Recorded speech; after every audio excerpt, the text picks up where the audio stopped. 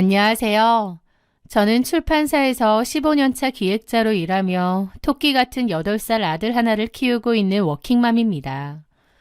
남들 눈에 저는 번듯한 직장에 다니며 비스트로를 운영하는 셰프 남편을 가진 부족할 게 없어 보이는 여자로 보일지 모르겠지만요. 실상은 빛 좋은 개살구이자 속빈 강정이었습니다. 제 남편, 아니 이제는 전 남편이 된 그 남자. 그는 소위 말하는 유학파 셰프 타이틀을 달고 동네 골목 상권에서 작은 비스트로를 운영하는 사람이었습니다. 훤칠한 키에 반반한 얼굴, 요리할 때 걷어올린 소매 아래로 보이는 장근육까지 외모만 보면 멀쩡했습니다. 하지만 그 인간의 치명적인 결함은 바로 지독한 예술가병과 허세였죠. 가게는 파리만 날려 하루에 테이블 2개 채우기도 힘든데 재료는 꼭 최고급 유기농만 고집했기에 그만큼 메뉴 가격이 비쌌습니다. 제가 동네 장사인 만큼 단가를 좀 낮춰야 되는 거 아니냐고 해도 남편은 저보고 뭘 아느냐며 자기 요리는 예술이고 자신의 브랜드 가치를 지킬 거라고 했죠. 자기 음식을 인정해주고 알아봐주는 손님들만 받을 거라면서 고집과 자존심을 부렸습니다. 그 때문에 가게 월세, 알바비, 재료비, 적자만 안 나도 감지덕지인 상황이 몇 년째 이어졌습니다. 결국 가장 노릇은 오롯이 제 몫이 되었죠. 제가 야근하고 주말 출근해가며 번 돈으로 세 식구 먹여 살리는 실질적인 가장이었고 남편의 가게 운영은 거의 고상한 취미생활이나 다름없었습니다. 심지어 어쩔 땐 제 돈으로 빵꾸난 남편의 가게 운영비까지 메꿔야 했기 때문에 더 돈이 빠듯했고 아등바등 살았어요. 저도 처음에는 남편의 꿈을 응원했습니다.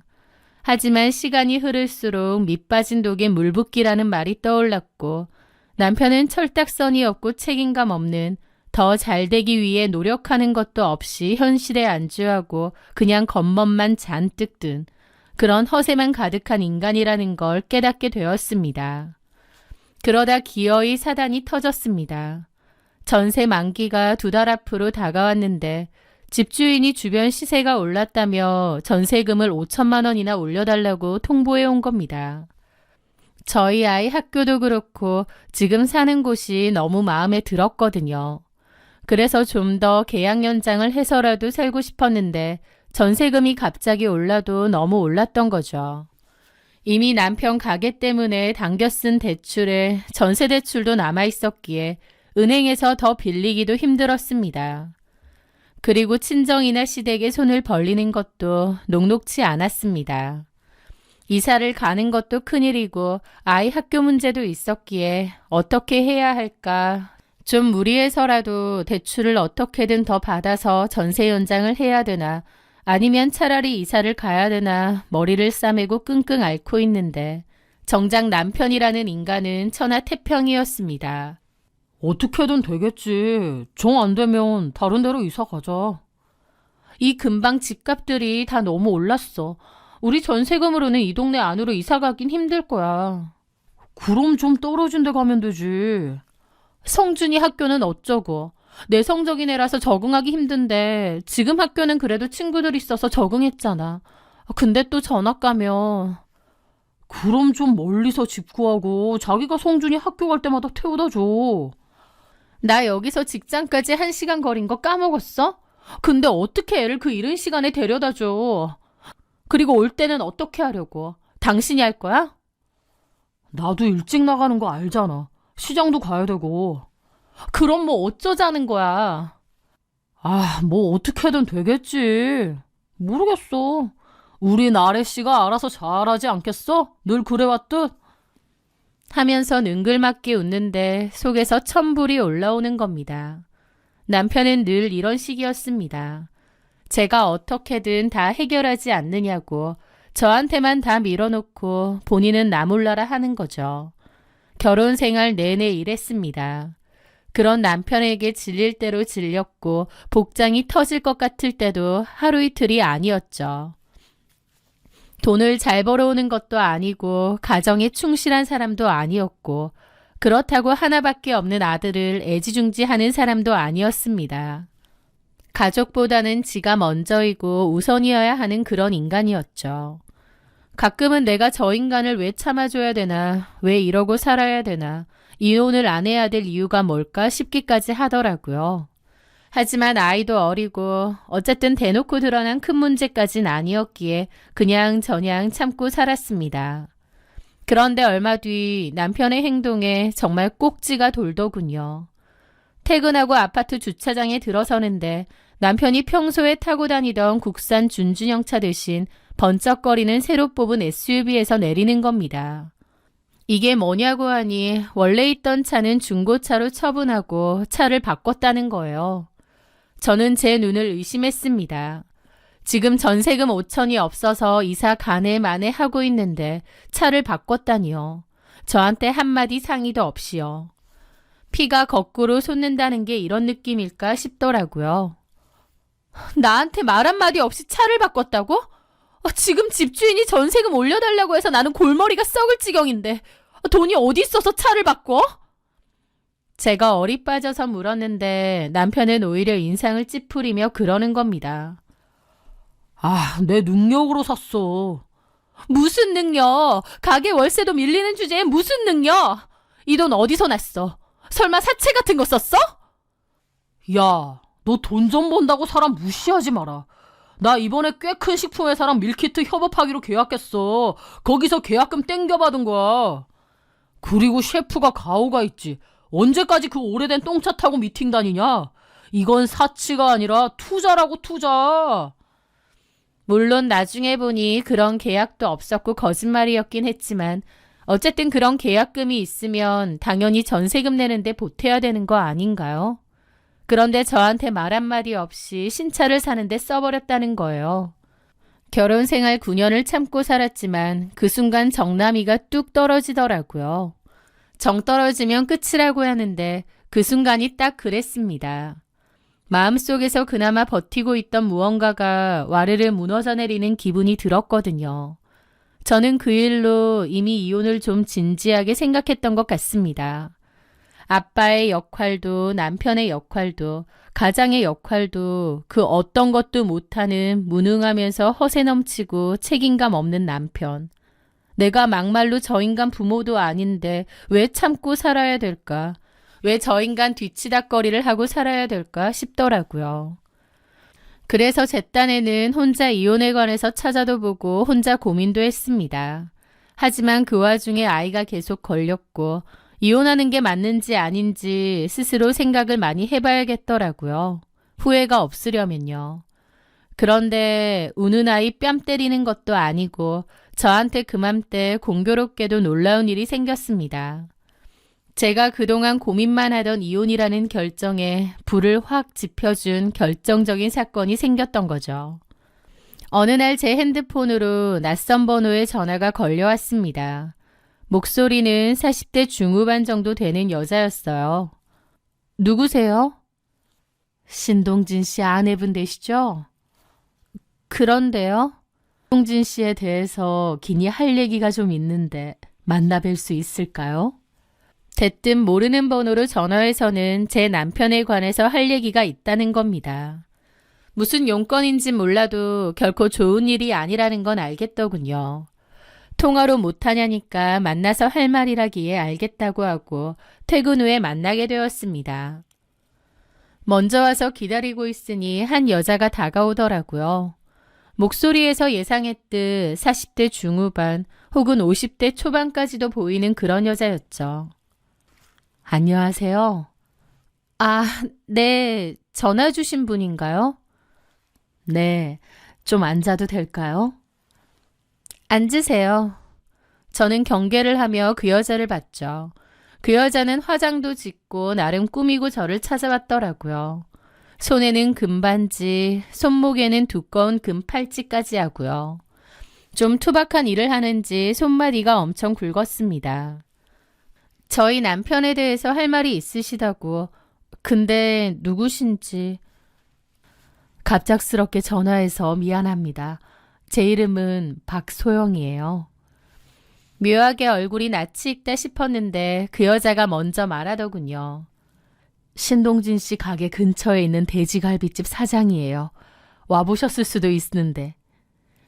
가만 생각해보니 가본 적이 있었습니다.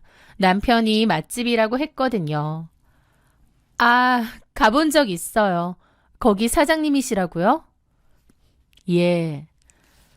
그래서 저는 가게나 음식 관련해서 우리 남편하고 무슨 문제가 있나 싶었죠. 남편보다 나이도 훨씬 많아 보이고 또 같은 동네에서 가게를 한다고 하니까요. 그런데 그 여자는 아주 뜻밖의 말을 하더라고요. 그 여자는 대뜸 자기 핸드폰 갤러리를 열어 제 코앞에 들이미는 겁니다. 이게 뭐죠? 직접 보세요. 그래서 보는데 그 사진을 보고 어이가 없었습니다. 그 여자와 제 남편이 어깨동무를 하고 가깝게 붙어 찍은 사진인 거예요. 이게 뭐예요? 옆에 넘겨보면 다른 사진도 있습니다. 저는 어이가 없어서 다른 사진도 넘겨보았습니다. 그랬더니 그 여자와 제 남편이 다정하게 찍은 사진들이 계속 나오는 거예요. 입이 뜨악했죠. 미안하지만 우리 서로 사랑하는 사이예요. 햇수로는 2년 됐습니다. 저는 말문이 막혀 입만 떡 벌린 채로 그 여자를 봤죠. 황당하시죠? 전혀 눈치는 못 채셨나 봐요. 지금 뭐 하자는 거예요? 그런데도 그 여자는 가방에서 편지 한 통을 꺼내 보여주더군요. 남편의 필체였습니다. 나의 소영에게 우리가 벌써 만난 지 2년이나 됐네. 당신을 만나고 나서야 내 요리가 비로소 숨을 쉬는 것 같아. 집에 들어가면 아내 때문에 숨이 막히는데 당신 품에만 안기면 천국 같아. 너무 편안하고 행복하고 당신은 나의 구원자이자 꼭 쉼터처럼 느껴지기도 해. 서로 요리 얘기를 하며 밤새도록 나눴던 그 수많은 시간들. 나한테는 너무 소중하고 행복해. 사랑해. 우리 오래 가자. 그 편지를 보는데 토악질이 다 나려고 하더라고요. 그런데도 그 여자는 아랑곳 않고 또 그러는 겁니다. 2년 기념일 때 직접 써서 준 거예요. 하면서 제 손에 들려있던 편지를 다시 뺏어가더니 고이고이 가방에 잘 넣어두는 거예요. 엄청 소중하다는 듯이요. 기가 찼습니다. 진짜 이 인간이 가지가지 다 하는구나. 바람까지 피웠구나. 구역질이 올라올 정도였죠. 아무리 제가 이혼을 결심했다 한들, 아무리 정이 다 떨어졌다 한들 어떻게 바람까지 피나요? 진짜 이건 아니다 싶은 겁니다. 그리고 제 앞에 나타나 이런 얘기를 먼저 하는 이 여자도 미친 것 같았죠. 지금 이런 얘기를 나한테 하는 이유가 뭐예요? 이혼해 주세요. 동진 씨는 저랑 살고 싶다는데 와이프가 걸리고 자식 생각하면 차마 입이 안 떨어진대요. 그래서 제가 말해주려고 왔습니다. 지랄한다는 생각이 절로 들더라고요. 지가 언제부터 전화아이를 생각했다고요? 고양이 쥐 생각한다는 말이 딱 이거였죠. 처자식 놔두고 바람이나 피우던 놈이 처자식 생각해서 이혼은 못하겠다뇨.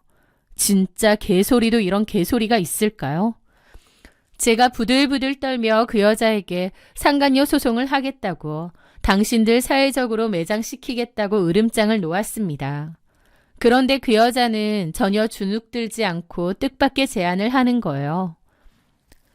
너무 감정적으로 그러지 말고 우리 쿨하게 거래합시다. 소송하지 말고 깔끔하게 이혼만 해주세요. 그러면 제가 현금으로 1억 드릴 수 있어요. 뭐라고요? 저 평생 일만 하느라 외로웠어요. 남자한테 관심도 없고 그냥 일만 하고 살았어요. 그런데 동진 씨 만나고 처음으로 여자로서 행복해요. 그 사람 요리사이기 전에 예술가잖아요. 당신이 못 채워주는 감성과 예술은 내가 옆에서 붙돋아주고 채워줄 수 있어요.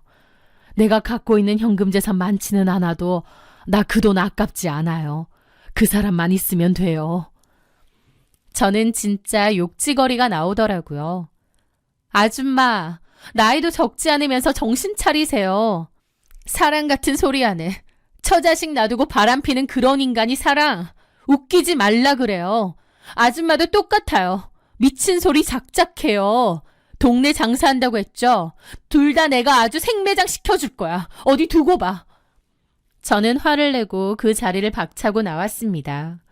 1억 줄 테니 이혼하라는데 넙죽 그러겠다고 할 사람이 어디 있나요? 기가 막히고 자존심이 뭉개지는 기분이었죠. 저는 집에 와서 남편을 앉혀두고 추궁했습니다. 박소영이라는 여자를 만났다. 그 여자가 나한테 이혼해달라 하더라.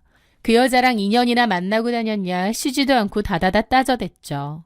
저는 남편이 그러면 잘못했다, 정리하겠다고 빌 줄 알았습니다. 그런데 이 인간 태도는 끝까지 반전이더라고요. 그래, 나 그 여자랑 2년 만났어. 그 여자는 내 꿈을 진심으로 응원해주는 사람이야. 당신처럼 적자가 얼마나 하면서 날 쪼아대지 않는다고. 품이 넓고 따뜻한 여자야. 뭐라고? 진짜 제정신이 아니구나. 그래서 너도 그 여자랑 똑같은 생각인 거야? 그래, 나도 소영씨 사랑해. 아무리 이혼을 고려하고 있던 남편이라도 다른 여자를 사랑하니 어쩌니 소리 듣는데 속에서 열불이 나고 가슴이 찢어질 것 같더라고요. 이게 9년 동안 지 옆에서 헌신한 와이프한테 할 소리인가요? 진짜 이 인간은 지밖에 모르는 인간이구나. 진짜 이기적이고 갱생 불가능한 쓰레기구나 싶더군요.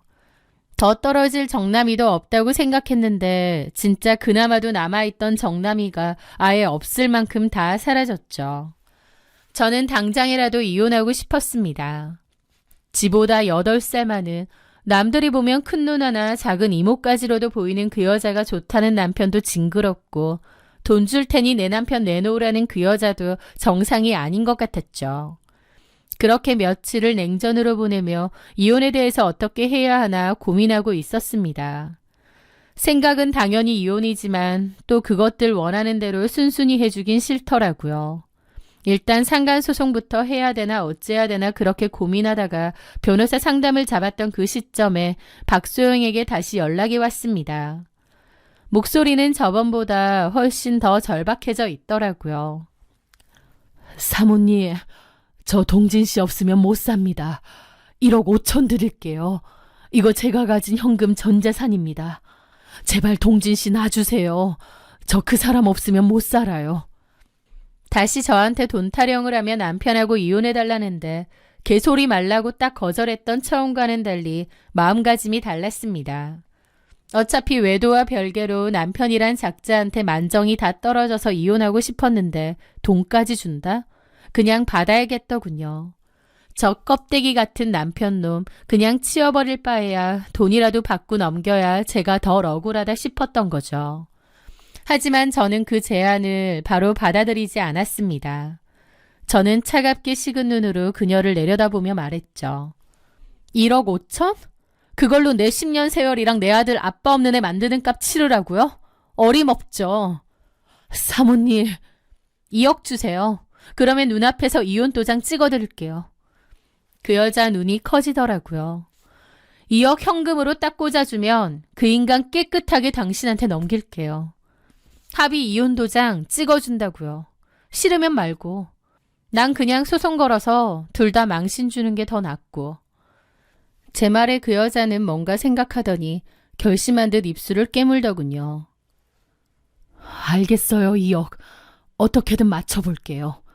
대신 확실하게 이혼해 주는 거죠? 돈부터 가지고 와요. 그녀의 확답을 듣는 순간 묘한 쾌감이 들었습니다.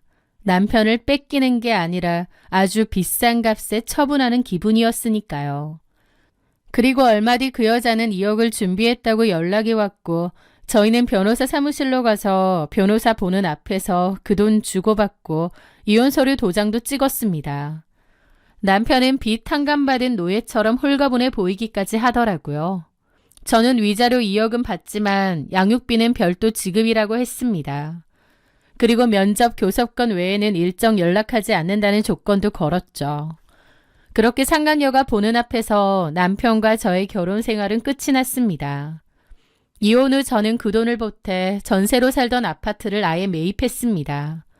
원래 전세금에다 2억을 보태니 매입할 수 있겠더라고요. 그렇게 내 명의의 집이 생기니 그렇게 든든할 수가 없는 겁니다.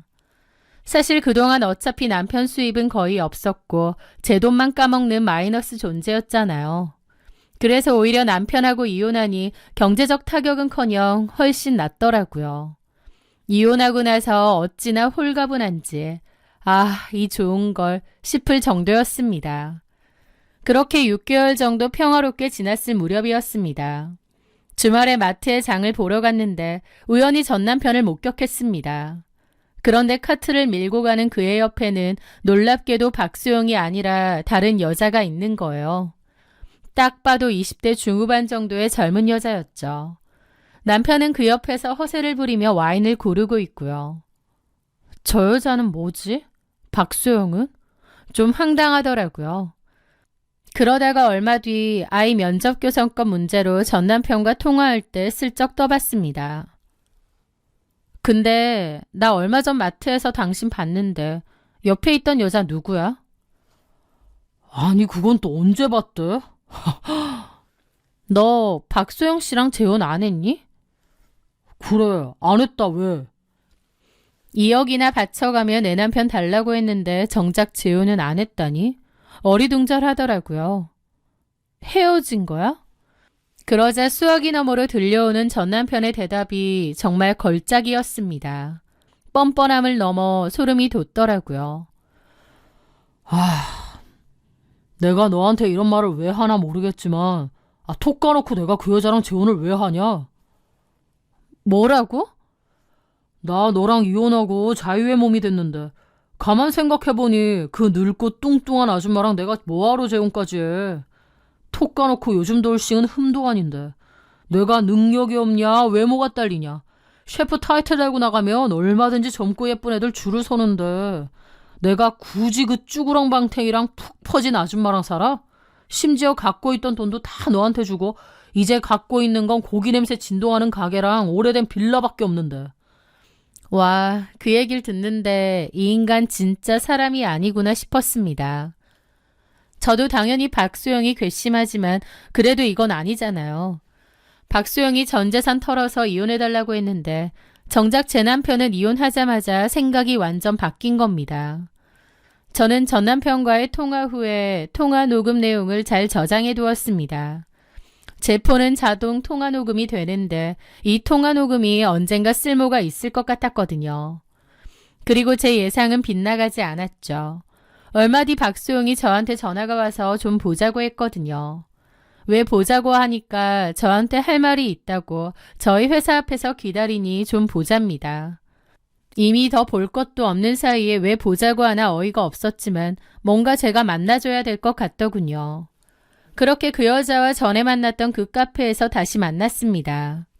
그 여자는 퀭한 얼굴로 저한테 그러더라고요.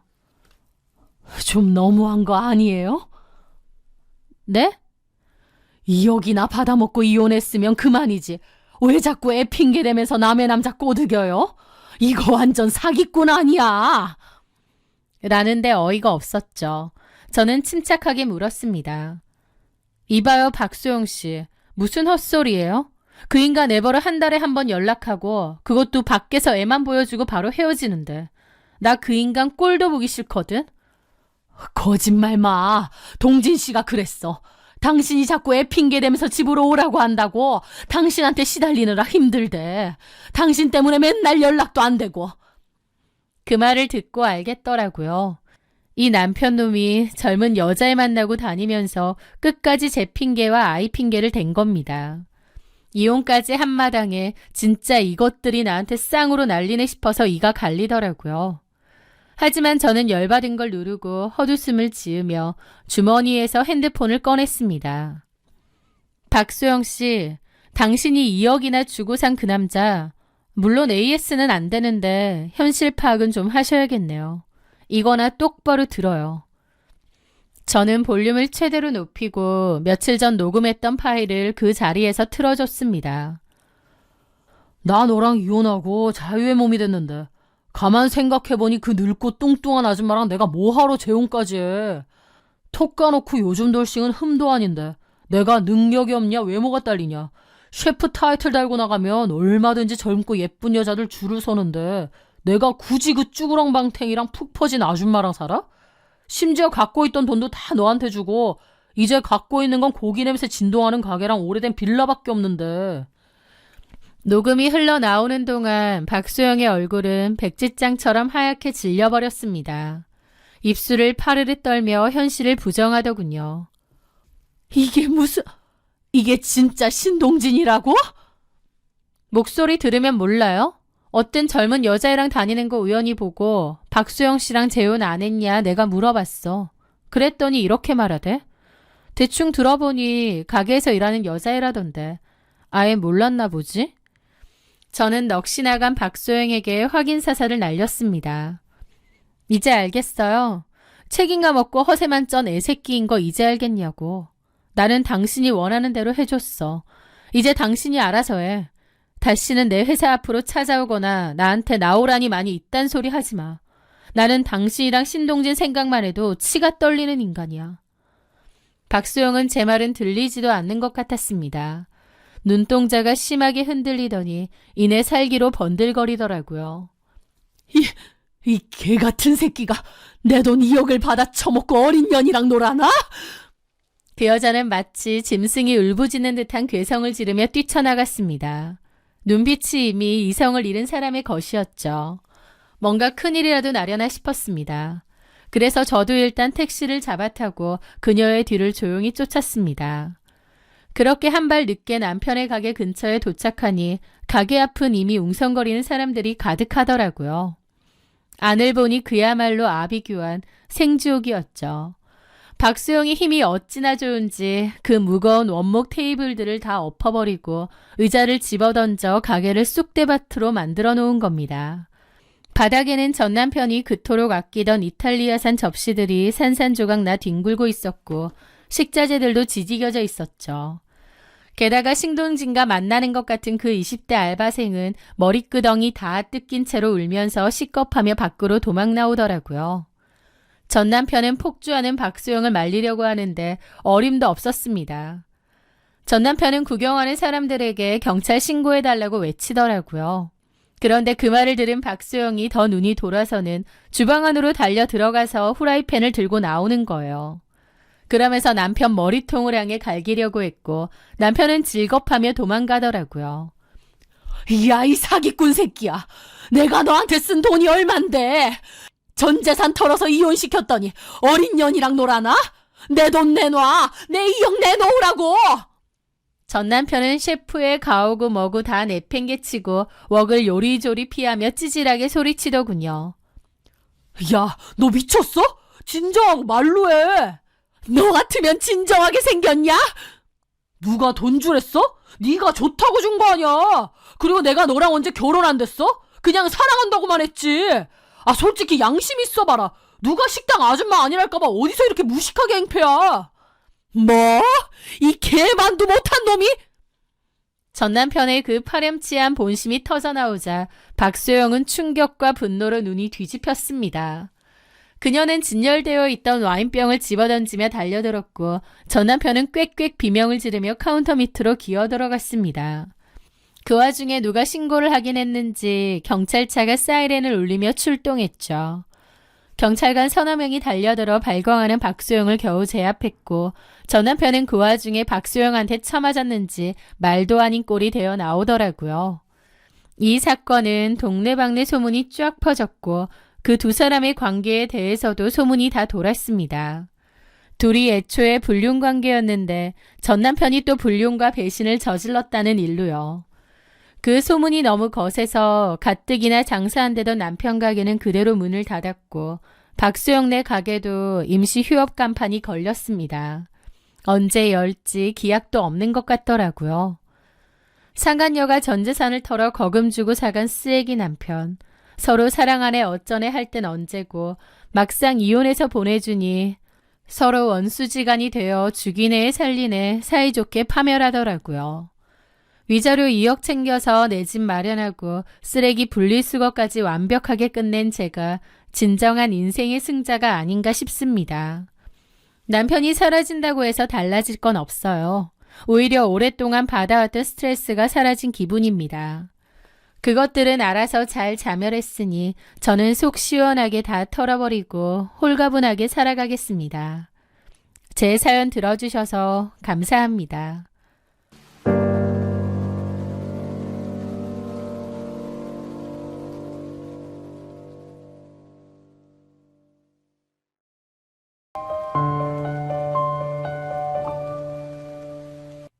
안녕하세요. 저는 서울에 사는 30대 공무원 여자입니다. 결론부터 말씀드리자면 저는 얼마 전 이혼을 하고 친정에 와 있습니다. 사람의 가치를 오로지 돈으로만 매기던 시어머니와 그 옆에서 입 꾹 닫고 방관하던 남편에게 제가 줄 수 있는 가장 큰 복수를 하고 나온 채 말이죠. 저는 대학교를 졸업하고 3년 정도 공무원 시험에 응시를 했습니다. 그리고 겨우 임용이 되어 현재 행정복지센터에서 일을 하고 있죠. 그맘때 소개로 만나게 된 남친은 대기업에 다니고 있었습니다. 저희는 좋은 감정으로 2년 정도 연애를 했고 나이도 있으니 결혼 이야기도 자연스레 나왔어요. 그렇게 결혼 이야기가 오가면서 양가 부모님께 인사도 드리게 되었습니다. 예비 시어머니를 만나기로 했을 때 꽤나 긴장을 많이 했어요. 시어머니와 며느리의 관계가 될 테니 결코 편할 수 없는 사이기도 했고 저를 잘 봐주실까 염려도 되었거든요. 그런데 막상 만나뵈니 저를 너무 좋아해 주시고 잘해 주시는 거예요. 저는 그래서 그때까지만 해도 시어머니가 정말 천사인 줄 알았습니다. 제가 대화 중에 지나가는 말로 요즘 일이 많아서 피곤하다고 했던 것 같은데 그걸 기억하시고 그 후에 저한테 따로 비타민C와 각종 영양제도 보내주시기도 하고 또 가끔 뵐 때는 저를 너무 배려해 주시고 웃는 얼굴로 다 예쁘다, 좋다 해주시더라고요. 그러면서 제가 며느리로서 너무 마음에 든다고 하시면서 빨리 결혼해서 한 가족이 되자는 얘기도 하셨죠. 또 저한테 절대 부담 안 줄 거라며 너네끼리 잘 사는 게 제일 좋은 거라는 말씀도 하시고 간간히 우리 아들이 너 같은 복덩이를 어디서 데려왔니? 라며 얼마나 살뜰하게 챙겨주시던지요. 저는 그렇게 표현 많이 하시고 다정다감하신 어른을 본 적이 많이 없어요. 저희 부모님도 당연히 저 아껴주시고 사랑해 주시지만 저렇게 표현을 다정다감하게 하시는 분들은 아니거든요. 그런데 아낌없이 표현을 해주시고 저를 복덩이 취급해 주시니 너무 좋더라고요. 그래서 저는 그때까지 원래 어머님 성격이 그러신지 알았습니다. 모든 사람들에게 다정다감하고 말도 너무 예쁘고 기분 좋게 하시는 그런 분들 있잖아요. 남자친구에게 어머님이 원래 그런 성격이시냐 물어봐도 우리 엄마 원래 따뜻하고 다정다감하신 분이야. 어때? 시어머니로서 너무 괜찮지? 라고 하더라고요. 그래서 저런 본받을 만한 분이 시어머니가 된다는 게 너무 다행이고 복이다 라고 생각했습니다. 하지만요. 나중에 알게 된 거지만 어머님은 제가 아는 그 누구보다 사람에 대한 급을 나누는 분이셨더라고요. 게다가 그 급에 따라서 아주 철저하게 사람을 달리 대하는 분이었고요. 차라리 한결같이 못됐거나 불친절한 사람이 낫지 자기 마음대로 사람 급을 나누고 그 급에 따라 대한다는 걸 알면 얼마나 정남이가 떨어지는지 몰라요. 어머님은 저에 대해서도 나름 급을 매기셨는데 그 급이 괜찮아서 잘해줘야겠다고 생각하신 모양이었습니다. 왜냐면요. 어머님이 저희 집에 대해서 큰 오해를 하고 계셨거든요. 그 오해는 다름 아닌 제가 사는 동네와 아파트 때문이었습니다. 사실 저희 아버지가 예전에 큰아버지 보증을 섰다가 잘못돼서 집이 한순간에 많이 어려워졌습니다. 원래 살던 집까지 처분할 정도로 형편이 안 좋아졌죠. 그때 가까운 친척분이 지금 사는 아파트에 시세보다 훨씬 싸게 전세로 살 수 있게 도와주셨습니다. 그분도 예전에 저희 아버지한테 도움을 많이 받았던 분이어서 기꺼이 편하게 살라며 싼 전세금으로 저희 가족을 도와주신 거죠. 그래서 그때부턴 그 아파트에 전세로 쭉 살아왔었는데 그 아파트가 있는 동네가 소위 말하는 부자 동네였습니다. 그래서 제가 어디 가서 동네만 얘기하면 저희 집이 되게 잘 사는 줄 알더라고요. 사실은 친척 집의 배려로 좀 싸게 전세로 살고 있는 건데 말이죠. 저는 그래서 꼭 전세라고 친척집이라는 말을 붙였어요. 쓸데없는 오해를 사지 않기 위해서요. 당연히 남친에게도 그렇게 말했던 것 같은데 남친은 어머님께 그런 말은 전하지 않고 그냥 제가 사는 동네랑 아파트만 전한 모양이었습니다. 그랬더니 어머님은 아마 몰래 부동산 가격 같은 것도 알아보신 모양이에요. 그러면서 저희 집이 꽤나 부유한 줄 오해를 하셨던 모양이었습니다. 어머님은 혼자서 저희 집이 웬만치 사는 줄 착각하셨던 거죠. 제가 직업도 공무원이다 보니 집도 웬만치 살고 직업도 안정적이니 그만하면 둘째 며느리감으로 성에 차셨던 모양입니다. 그렇게 저의 급을 정하셨고 이 정도면 잘해줘도 되겠다 싶으셨던 것 같아요. 그래서 처음에는 저를 너무 환영하고 예뻐하고 좋아하셨던 거죠. 하지만 결혼 준비가 본격적으로 시작되면서 어머님은 사실 저희 친정집이 살고 있는 집이 매매가 아니라 전세라는 것도 그것도 형편이 어려워서 친척이 도와준 거란 것도 알게 되신 모양이에요. 제가 직접적으로 얘기한 건 아닌데 아마 남친이 얘기를 하면서 저희 집 형편에 대해서 정정을 했던 것 같습니다. 게다가 저희 부모님이 은퇴 후 연금으로 소박하게 사신다는 것도 알게 되셨나 보더라고요. 그러자 마치 손바닥을 뒤집듯 어머님의 행동은 아예 달라졌습니다. 대놓고 너희 집 사실은 잘 사는 거 아니라며 할 수는 없다 보니 괜한 트집을 잡으면서 결혼까지 파토내고 싶어 하시더라고요.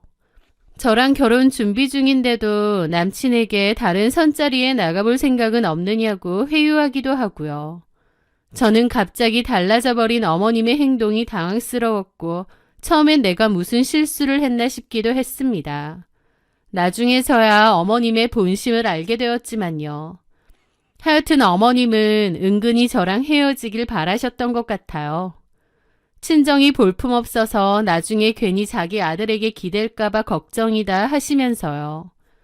어머님의 태도가 한순간 너무 달라졌기에 저도 결혼에 대해서 다시 생각해보게 되었습니다. 저를 한순간에 찬밥 취급하고 그 기저에는 저희 친정이 자기 생각과 달라서 그렇다는 걸 알았는데 저도 당연히 정남이가 떨어지잖아요. 그런데 무슨 운명의 장난이었는지 제가 임신을 하게 되었습니다. 좀 뒤늦게 임신 사실을 알게 된 거였죠. 남친은 제 임신 사실을 알고 무조건 예정대로 결혼을 진행하자고 나왔고 저도 임신까지 했으니 그냥 원래대로 결혼을 하는 게 맞지 않을까 싶었습니다. 또 어머님에겐 실망이어도 남친은 여전히 좋아하기도 했고 또 아이까지 생긴 마당에 결혼 준비를 엎어버리기가 쉽지는 않겠더라고요. 그렇게 양가 부모님께 임신 소식을 알리고 결혼 준비를 다시 이어갔습니다. 그런데 상견례 날에 이런저런 이야기를 하다가 결혼식 준비에 관한 이야기가 나왔는데요. 저희 아버지가 반반 나눠서 하면 되겠다고 하셨거든요. 그런데 어머님이 노골적으로 저희 부모님께 그러시더라고요. 사실 우리 큰며느리네는 결혼할 때 사돈댁에서 결혼식 식장 비용은 물론이고 예단에 신혼집 가구까지 싹 다 최고급 외제로 해오셨거든요. 덕분에 제가 어찌나 체면이 서는지 주변 사람들 다 큰아들 장가 잘 갔다고 그러고 사실 저희 둘째도 남들 다 이름만 대면 알만한 대기업에 다니잖아요. 이 정도 스펙이면 시집 오겠다는 여자들도 꽤 되거든요. 지연이는 뭐 공무원이긴 한데 사실 급수로 따지면 말단인데다 들어보니 월급도 참 작더라고요. 그래도 둘이 워낙 좋다고 하고 지연이가 임신까지 했다고 하니 내가 결혼 허락은 하는데 사실 이런 결혼 비용까지 반반하자고 하시니 제가 좀 당황스럽네요. 첫째 아들이 워낙에 결혼을 잘했다 보니 둘째 아들도 그렇게 보낼 수 있을 줄 알았는데 아휴 너무 내 욕심이었나 싶고 시어머니의 말에 엄마도 아빠도 엄청 당황해 하시더라고요.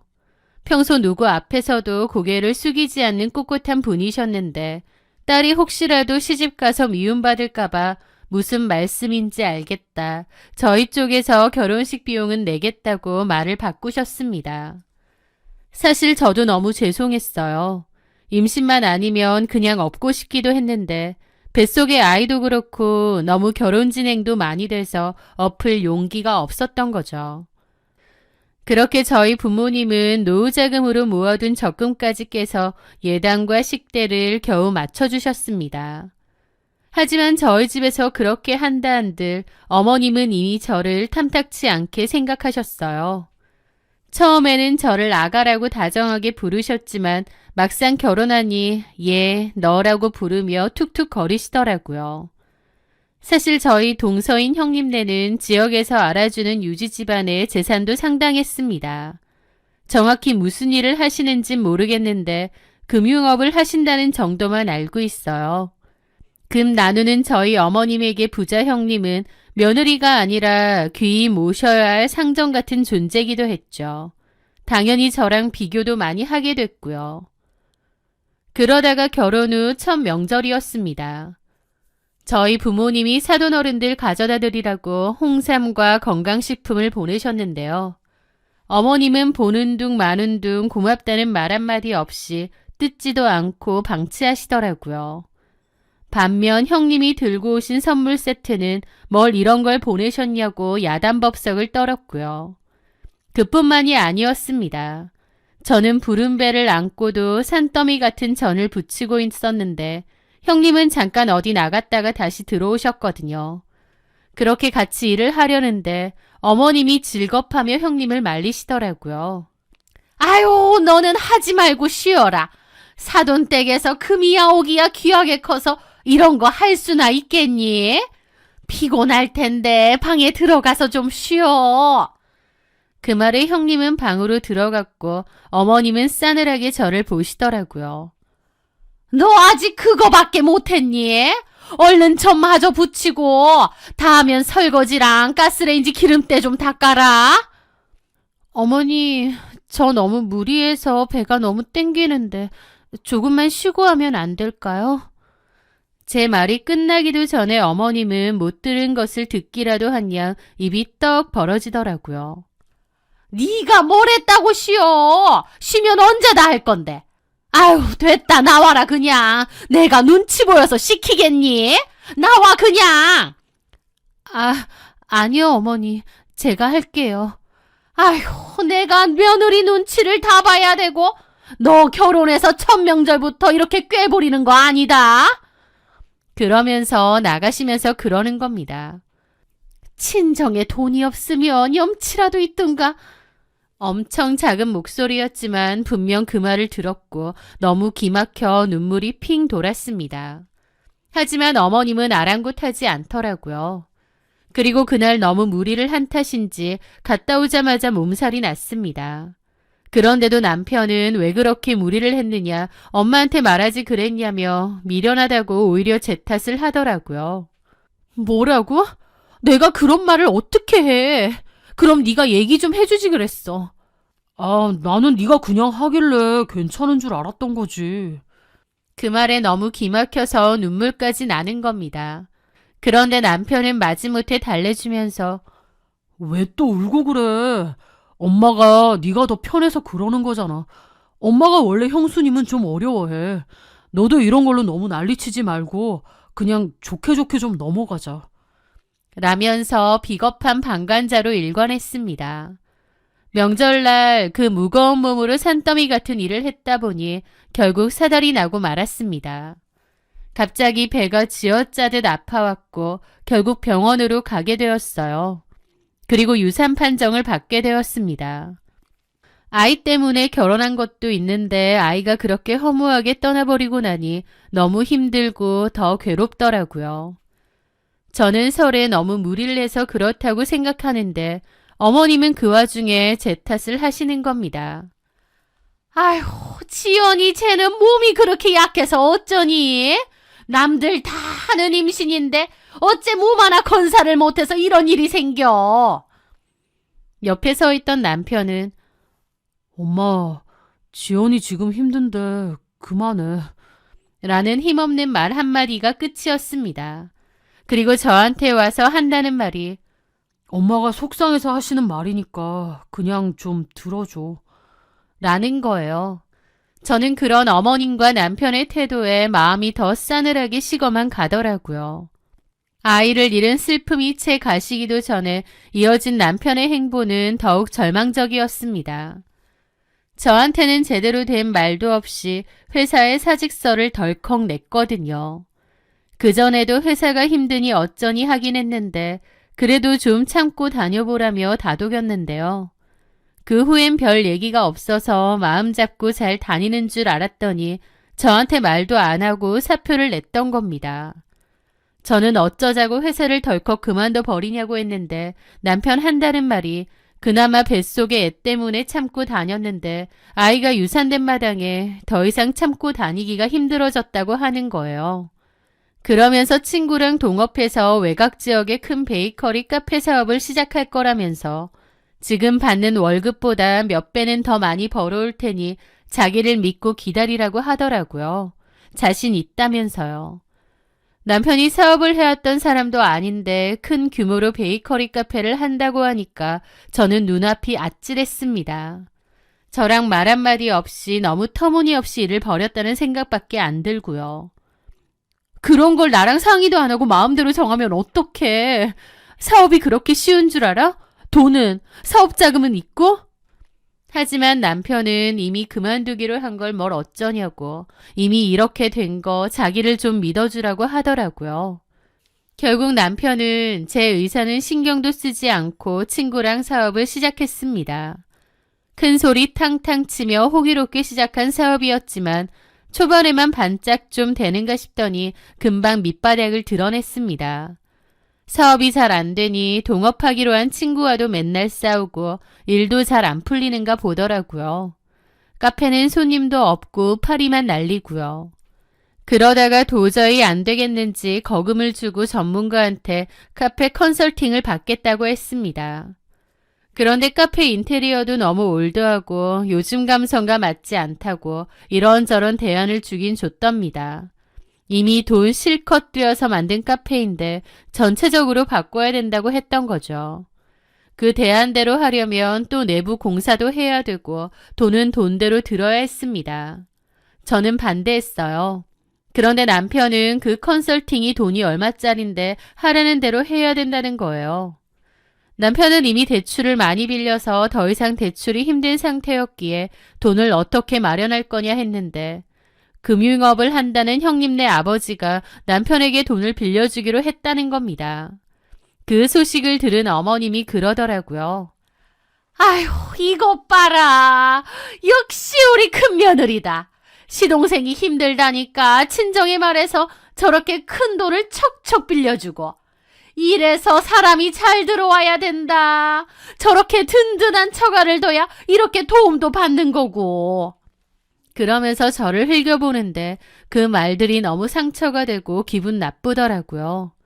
그리고 남편 역시도 어머님 말에 동조하면서 엄마 말이 맞다면서 결국 도와주는 곳은 형수님밖에 없다면서 한숨만 푹푹 내쉬고요. 그런 모습들을 보면서 저는 이 결혼 생활을 계속 해나가는 게 무의미한 짓이라는 판단이 들었습니다. 남편도 어머님도 저를 쓸모없는 사람 취급하고 친정도 무시하는데 저도 이런 결혼 생활을 계속 해나가고 싶지 않더라고요. 그렇게 이혼에 대해 진지하게 고민해보게 되었습니다. 그런데 마치 하늘에서 도와서 저한테 이혼을 서둘러 하라고 하는 듯 믿기지 않는 소식이 들려왔습니다. 돌아가신 할아버지가 생전에 아빠 명의로 남겨두셨던 외곽에 쓸모없는 땅이 있었는데요. 큰아빠 명의의 땅도 일부 있었는데 저희 아빠한테 빚보증 세울 때 넘기신 땅이기도 했습니다. 그래서 아빠 앞으로 땅 부지는 컸는데 부지만 크면 뭐 하나요? 가치가 없어서 아무 쓸모도 없고 팔리지도 않았던 그런 땅이었습니다. 큰아빠도 그런 쓸모없는 땅은 아빠 주고 빚보증 세웠으니 참 너무했죠. 그런데 그곳이 신도시 개발구역으로 발표가 된 겁니다. 별 가치도 없이 묶여있던 땅이 하루아침에 금싸라기 땅이 된 거였죠. 그렇게 저희 집은 어마어마한 보상금도 받게 되었습니다. 엄마 아빠가 저에게 연락해서 이 사실을 전하면서 제가 필요한 거 다 해주겠다고 하시는데 그 순간 제 머릿속에 가장 먼저 든 생각은 이혼이었습니다. 저와 저희 친정을 무시했던 어머님과 남편에게 10원 한 장 도와주고 싶지 않았거든요. 그렇게 저는 생각만 하던 이혼을 구체적으로 준비를 하게 되었는데 그 와중에 이 소식을 어떻게 알았는지 남편과 시어머니도 알게 되었습니다. 진짜 어이없고 웃긴 게 뭔 줄 아시나요? 저희 집이 돈벼락 맞은 거 알고는 어머님과 남편의 태도가 그야말로 손바닥 뒤집듯 바뀌었다는 겁니다. 보통은 겸연쩍고 민망해서라도 그렇게 못 바뀔 텐데 180도 달라지시더라고요. 어머님은 난데없이 주말에 저희 집에 찾아오셨는데 백화점 쇼핑백을 양손 가득 들고 서 계시더군요. 지연아, 자고 있었니? 어쩐 일이세요? 목소리까지 완전 달라져 있었죠. 어쩐 일이긴. 볼 일이 있어서 백화점 갔다가 너 주려고 이것저것 좀 사왔다. 너 유산하고 나서 영 기운도 없고 힘들어 보여서 한우랑 몸보신 할 것도 좀 사오고 유명하다는 한의원 가서 보약도 좀 지어왔다. 이럴 때일수록 몸 잘 챙겨야 돼, 우리 며느리. 어머님은 저희 집 소식을 듣자마자 정말 180도 태도를 바꾸시더라고요. 저를 다시 급 높은 며느리로 대접하며 제 비위를 맞추려 하는데 그 가식적인 모습이 너무나 역겨워 소름까지 돋았습니다. 어머님만 그런가요? 자기 엄마처럼 저를 무시하던 남편도 완전 태도가 바뀌어서는 잘하려고 하는데 얼마나 어이가 없던지요. 그러면서 은근슬쩍 본색을 드러냈습니다. 자기야, 나 카페 컨설팅 받은 거 알지? 근데 그대로 하려면 돈이 더 필요한데. 장인어른 보상금 받으신다고 했잖아. 그거 어차피 자기 몫으로도 좀 주실 거니까 그걸로 우리 카페에 투자를 좀 하는 건 어떨까? 내가 잘 돼야 자기도 잘 되는 거고.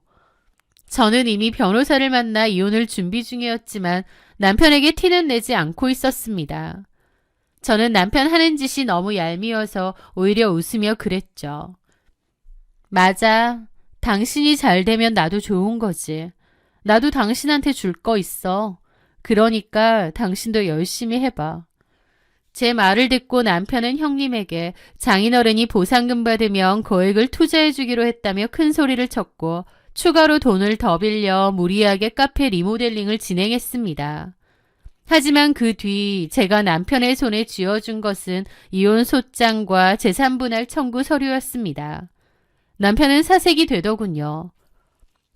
자기야, 이게 뭐야? 이혼이라니. 내가 너한테 줄 거 있댔잖아. 이거야, 이혼 서류. 너네 엄마랑 쌍으로 우리 친정 욕하고 금 나눠서 무시했지. 애 잃었을 때도 너네 엄마랑 네가 보인 태도 나 다 기억해. 나 그때 이미 이혼 결심했고. 나한테 열심히 해보라며. 그래, 열심히 해야지 안 할 거야? 그리고 언제부터 내 말을 그렇게 잘 들었어? 당신 내 말 하나도 안 듣잖아. 애초에 회사 그만둔 것부터 내 얘긴 귓등으로도 안 들은 거 아니야? 왜 이제 와서 내 얘기 잘 듣는 것처럼 이래? 남편은 필사적으로 저를 붙잡았습니다. 저희 아빠가 돈방석에 앉았는데 저를 놓치기 아까웠겠죠. 하지만 저는 남편을 바로 뿌리치고 바로 짐 싸서 친정으로 가버렸습니다. 뱃속에 아이 생각해서 결혼도 했지만 그 아이마저 잃게 되고 저도 더 이상 거리낄 게 없었죠. 뒤늦게서야 어머님과 남편이 저를 붙잡고 미안하다고 매달렸지만 저는 고개를 15도도 돌리지 않고 뿌리쳤습니다. 그 가식뿐인 사과 받고 싶지도 않았고요. 저희 친정 별 볼 일 없다고 개무시할 땐 언제고 이제 와서 저러는 게 웃을 뿐이었죠. 그렇게 이혼을 진행했는데 나중에 엄청 배꼽 빠질 만한 이야기를 들었습니다. 저희 남편 사업에 거금을 빌려주었던 형님네 친정 부모님이요. 가족끼리 서로 돕고 살자고 했지만 사실은 냉정하고도 철저하더라고요. 남편 카페는 비싼 돈 주고 컨설팅까지 받고 전체 리모델링 및 대대적인 변화를 줬음에도 별반 달라지는 게 없었습니다. 그런데 형님네는 더 이상 답 없다고 생각이 됐는지 약속된 날짜에 맞춰 돈 갚으라고 했고, 어머님은 가족끼리 사정 좀 봐주라고 했답니다. 하지만 형님네 친정에서는 아주 냉정하게 말했대요. 가족이라서 빌려준 거니 가족답게 제대로 갚으라고, 정해진 날짜까지 안 갚으면 바로 압류 들어가고 법적 조치 취할 거라고요. 그러면서 내용 증명까지 보냈다고 하더라고요. 어머님이 어떻게 이럴 수 있느냐고 했는데 형님은 콧방귀도 안 뀌었다고 했습니다. 자기 마음대로 사람을 급으로 나누면서 돈 많은 큰며느리는 상전 취급하고 저는 무슨 하녀 취급했던 시모. 그런데 그 부잣집 큰며느리가 바로 성 긋고 계산대로 했던 거죠. 남편은 결국 헐값에 카페를 처분했는데 그럼에도 빚만 남았고 형님네와는 다툼도 있었다네요. 결국 어머님과 큰아들네와는 의절을 했다고 하는데 의절해봤자 형님네는 별로 아쉬울 것도 없었죠. 큰 아주버님도 결국 자기 와이프인 큰형님 편을 들어서 어머님에게 등 돌렸다고 하고요. 큰아들, 큰며느리와 의절하고 빚만 남고 둘째 아들은 이혼하고 그렇게 급에 나눠서 사람 대하더니 결국 어머님 발등 어머님이 찍은 게 아닌가 싶습니다. 그런 어머님을 보며 저는 절대 저렇게 속되게 살지 말아야지, 사람 함부로 급 나누고 재단하고 평가하면서 살지 말아야지 다시 한번 결심하게 되었습니다. 아빠는 보상받은 돈으로 지금 사는 집을 친척분께 사셨어요. 웃돈까지 얹어서요. 그동안 저렴한 전세로 살게 해줘서 고맙다면서 친척분께도 톡톡히 답례를 했고요. 늘 손해보고 정직하게만 사는 것 같은 저희 부모님이었는데 결국은 다 좋은 일로 돌아오게 되는 것 같습니다. 제 긴 이야기 들어주셔서 진심으로 감사합니다.